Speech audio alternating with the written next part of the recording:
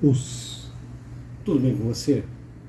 Eu vim falar hoje aqui a respeito da compreensão, né, que o homem ocidental, e especificamente a nossa sociedade brasileira, enxerga as artes marciais.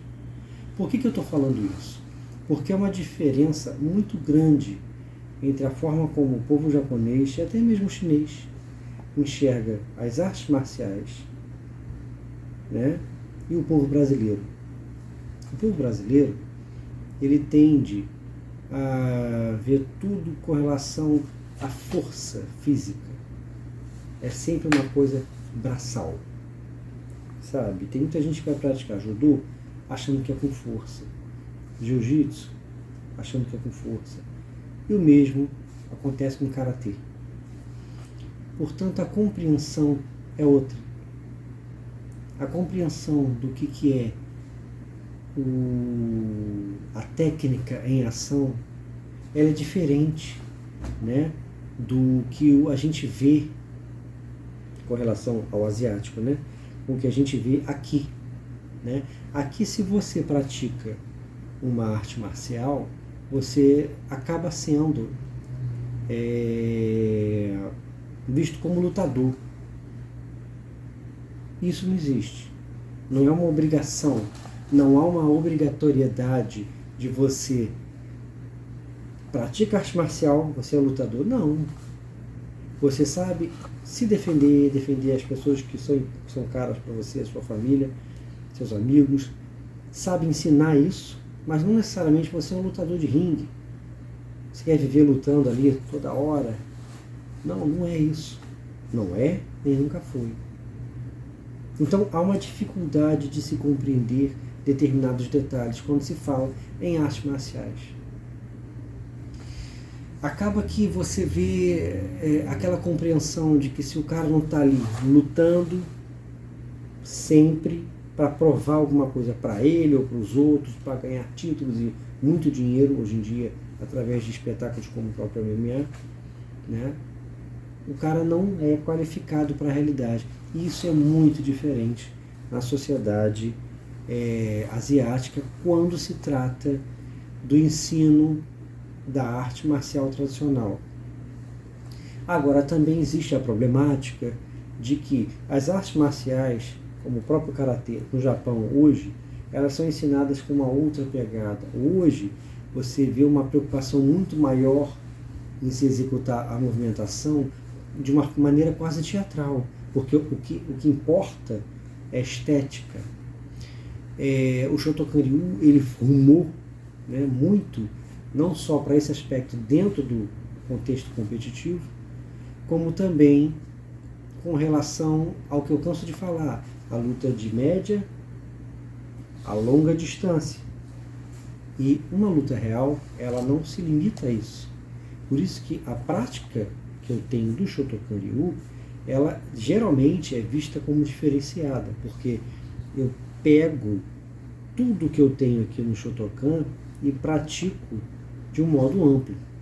Média, longa e curta distância, as três situações.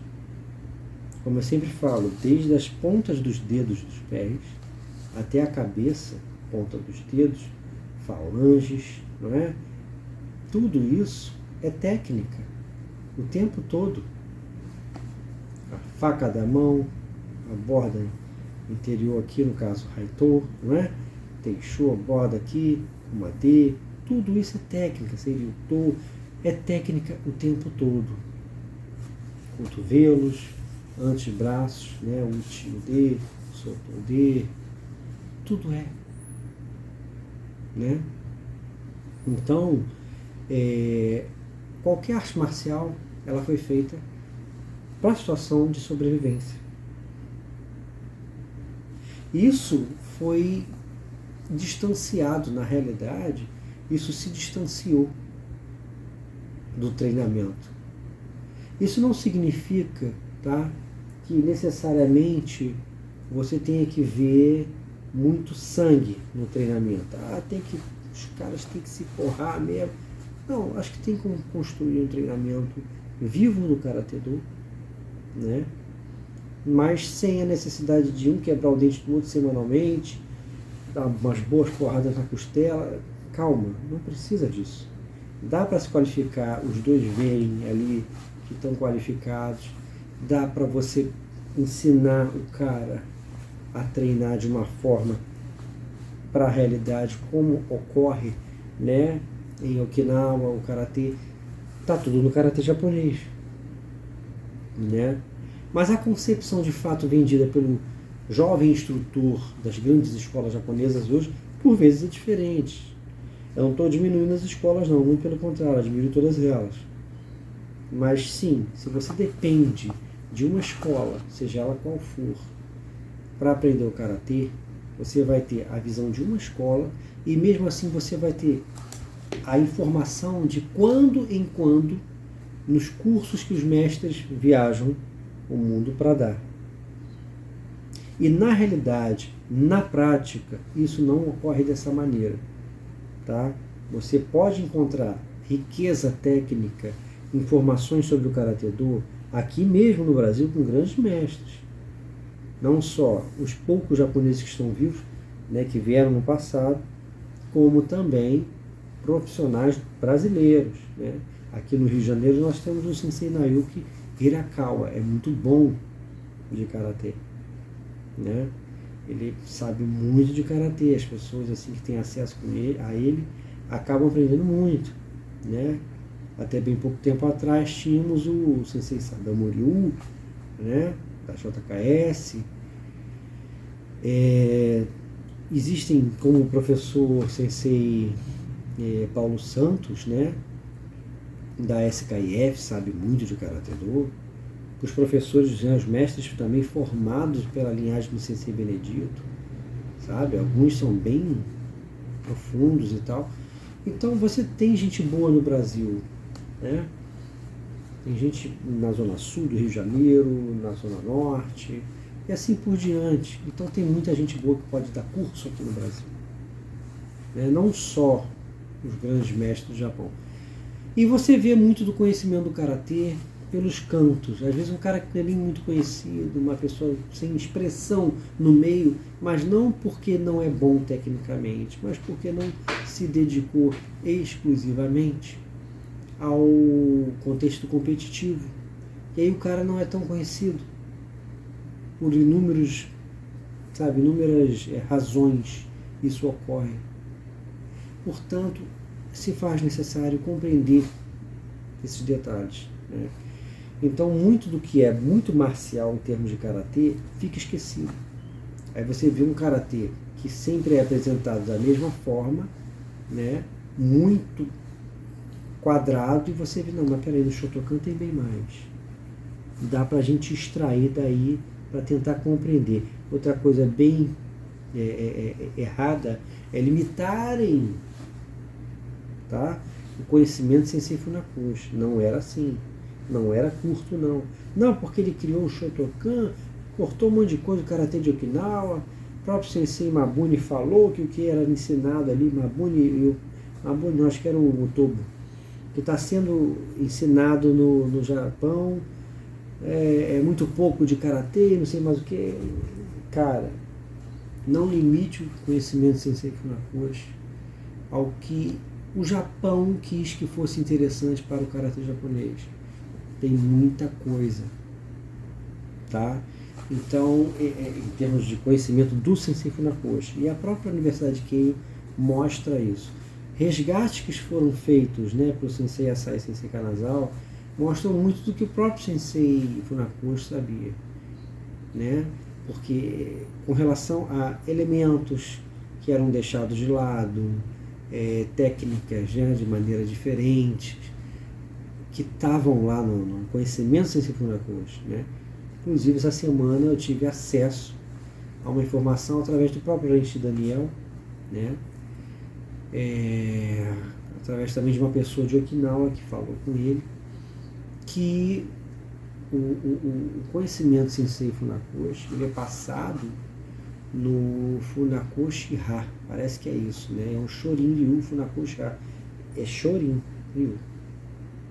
Tá?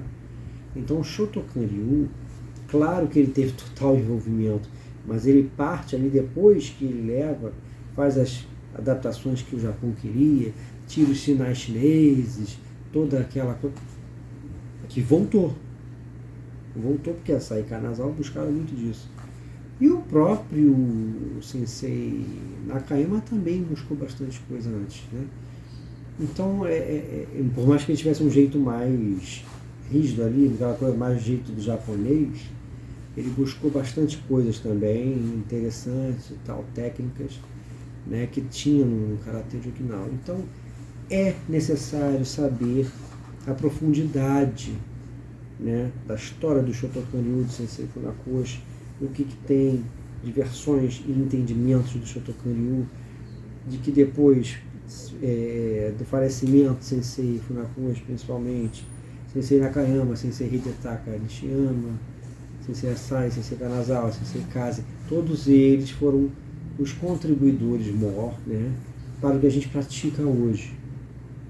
Né? E eles abriram essa porta de estudo com relação ao que tinha no passado.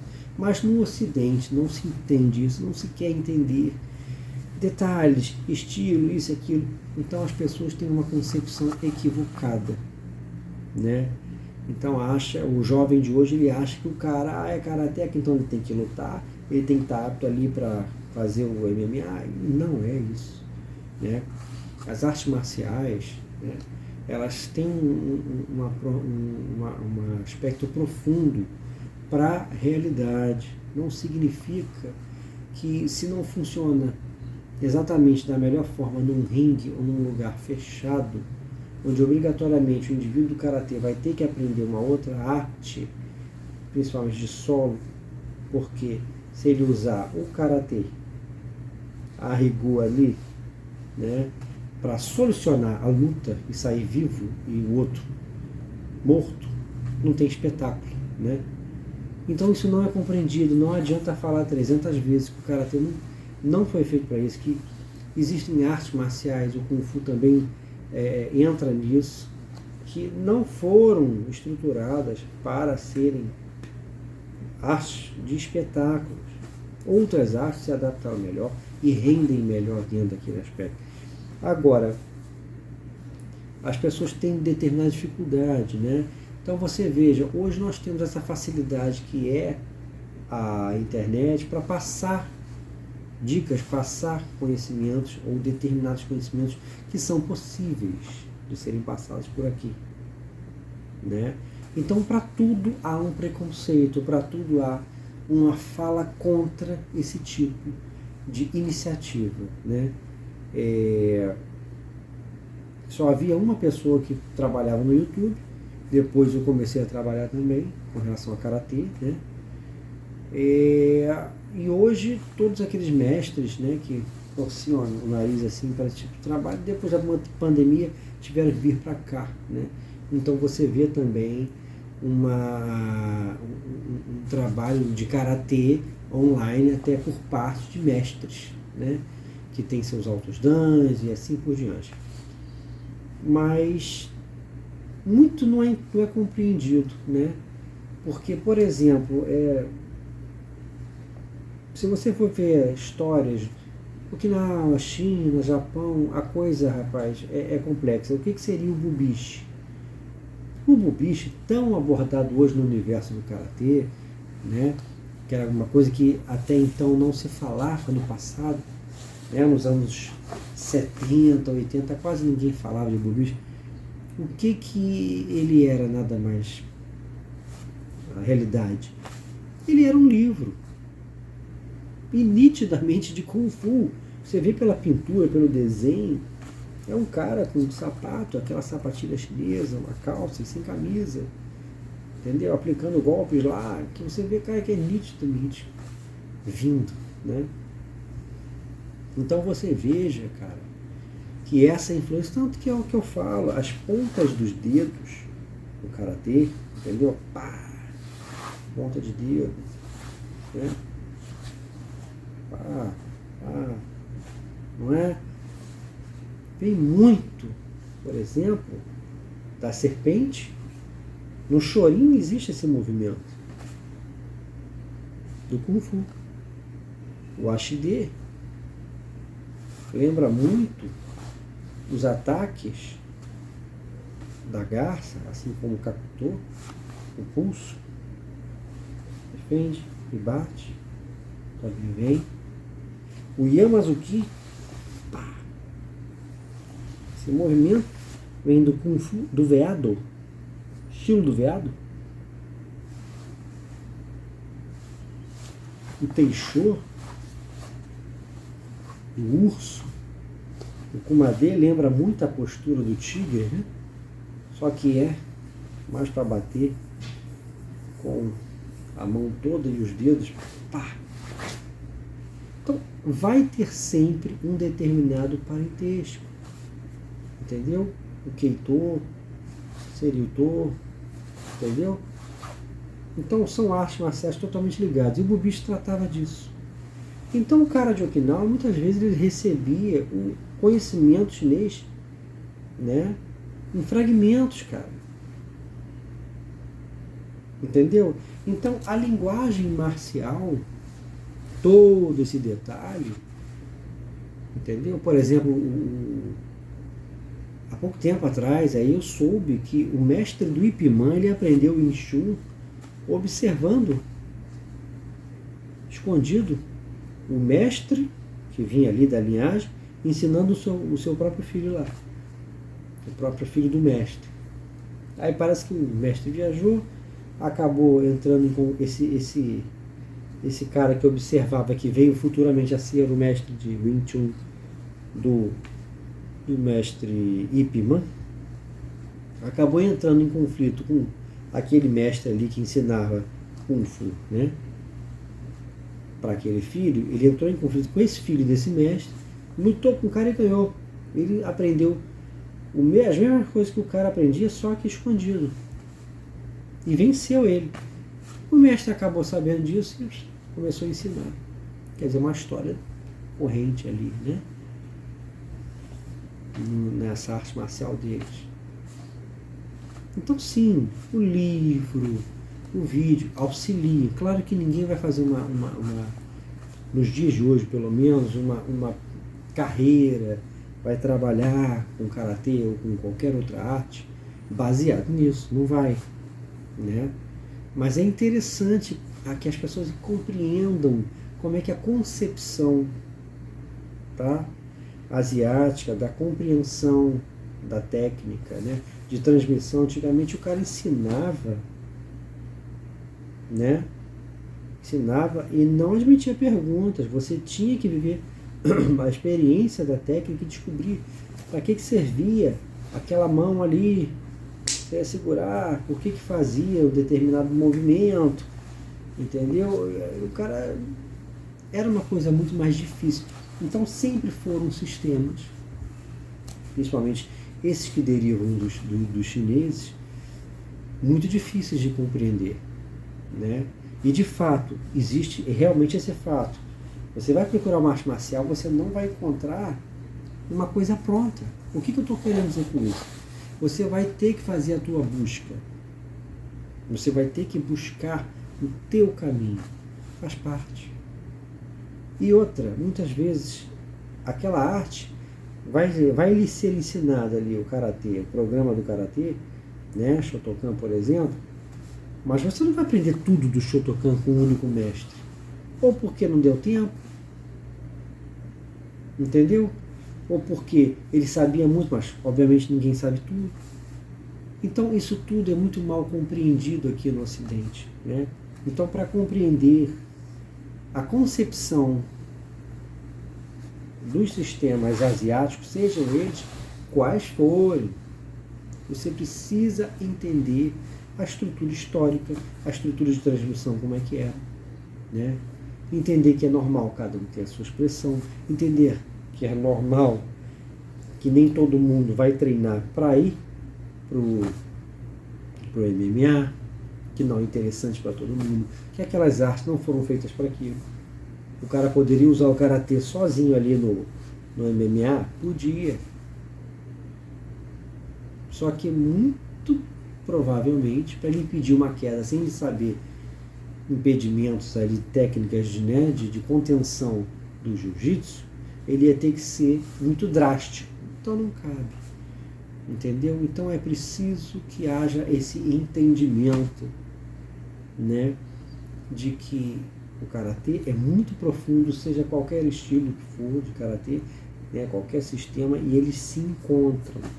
Tudo que tem um tem no outro, cada um vai fazer de uma forma. Como eu estava falando, a garça, né? Garça, serpente, leopardo, que é o hiraken, não é? Kakuto, ashide, shihon ou yonhon, kite, hiraken, Ipponken, Nakadaken. Tem todo um parentesco com os sistemas antigos de Kung Fu. E são técnicas que não são feitas para você usar numa competição. Elas sempre foram proibidas em competições. Portanto, a concepção que o indivíduo tem que ter do uso do karatê, o cara que treina dedos, né? Isso aqui lembra muito a águia, Torro.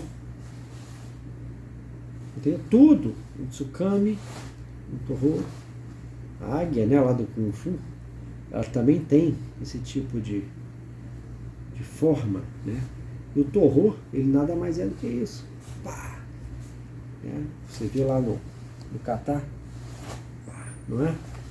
No jite. Então, gente, pensa nisso. Pensa na profundidade que existe ali no karatê, né? Que ele não se resume só a uma coisa óbvia, que é uma técnica complexa que não tem como ser popular. Então, uma arte marcial como o Karate Do, como é lá o Kung Fu, como é o Ninjutsu, esses sistemas, essas artes, elas não têm sustentação para serem popularizadas e serem tão compreendidas como o Jiu-Jitsu brasileiro, o Muay Thai brasileiro. Entendeu? Que atende muito mais às massas do que o Karatê, por exemplo. O Karatê tem muita coisa de detalhe que, cara, muita gente, não, isso aí é arcaico, não, tá. Fora a dificuldade na aprendizagem, que faz parte disso tudo, né? Então, compreendam e busquem as histórias, né, referente ao Karatê, a ancestralidade dele, e o porquê, né, de tantas técnicas perigosas, e você vai entender que a concepção do asiático, né, é diferente da do ocidental.